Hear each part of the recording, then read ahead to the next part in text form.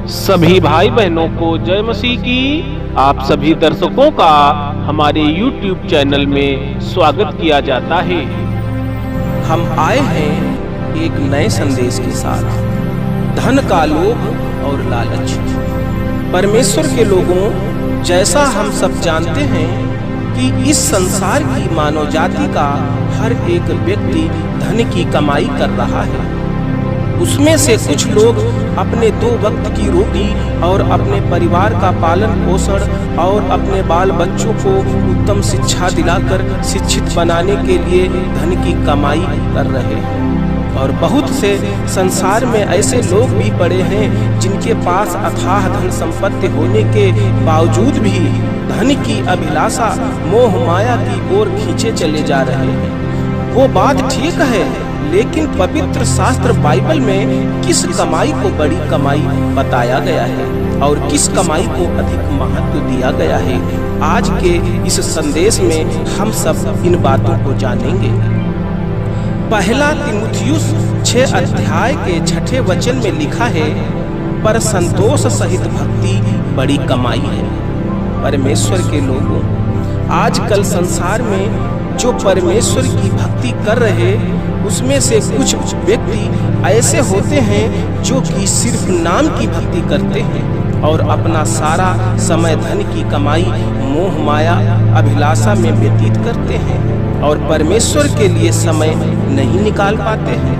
और कुछ व्यक्ति ऐसे होते हैं जो अपने काम धंधे, बिजनेस, व्यापार के साथ साथ बड़े धीरज, संयम और संतोष सहित भक्ति करते हैं और अपने प्रभु परमेश्वर पर भरोसा रखते हैं और परमेश्वर के लिए समय निकालते हैं और समय समय पर प्रार्थना भवन जाते हैं और परमेश्वर की शिक्षा को अपनाकर अपने को परमेश्वर के स्वभाव और गुणों में ढालते हैं और अच्छे कर्म करके जो अपने कर्मों की कमाई कमाते हैं, वही सबसे बड़ी कमाई है।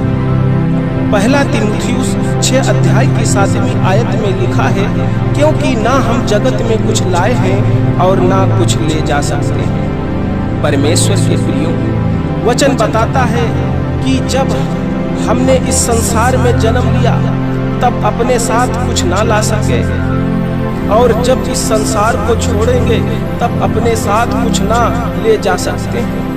नंगा आया था और नंगा ही जाऊंगा, यदि ले भी जाऊंगा तो वो अपने अच्छे और बुरे कर्म जिसके आधार पर हमारा न्याय होगा।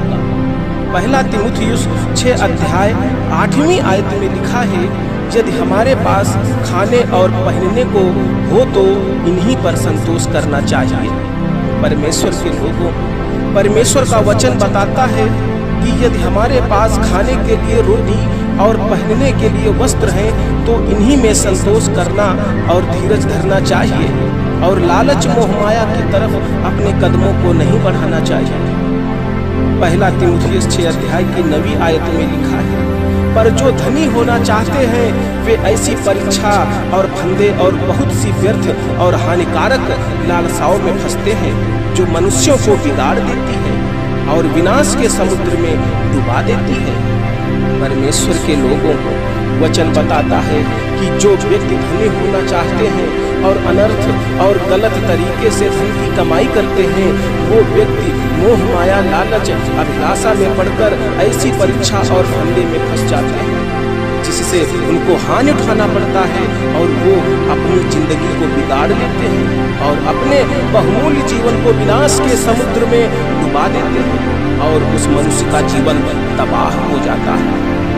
पहला तीमुथियुस 6 अध्याय की 10वीं आयत में लिखा है, क्योंकि रुपयों का लोभ सब प्रकार की बुराइयों की जड़ है, जिसे प्राप्त करने का प्रयत्न करते हुए बहुतों ने विश्वास से भटककर अपने आप को नाना प्रकार के दुखों में छलनी बना लिया।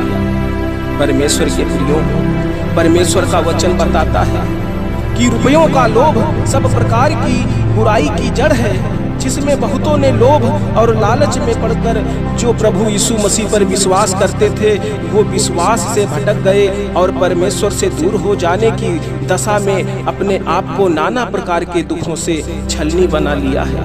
परमेश्वर के लोगों, यदि आप लोगों के मन में संदेहात्मक प्रश्न उठ रहे हैं और सोच रहे हैं कि यदि हम धन की कमाई नहीं करेंगे तो अपने और अपने परिवार का पालन पोषण कैसे करेंगे, तो ऐसे लोगों को परमेश्वर का वचन शांत और दिलासा दिलाता है।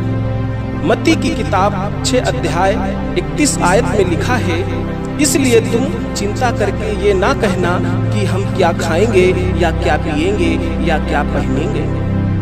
परमेश्वर के प्रियों, यहाँ पर परमेश्वर अपने वचन के द्वारा कह रहे हैं कि हे मेरे बेटे, हे मेरी बेटी, तुम चिंता करके ये ना कहना कि हम क्या खाएंगे, क्या पिएंगे और क्या पहनेंगे।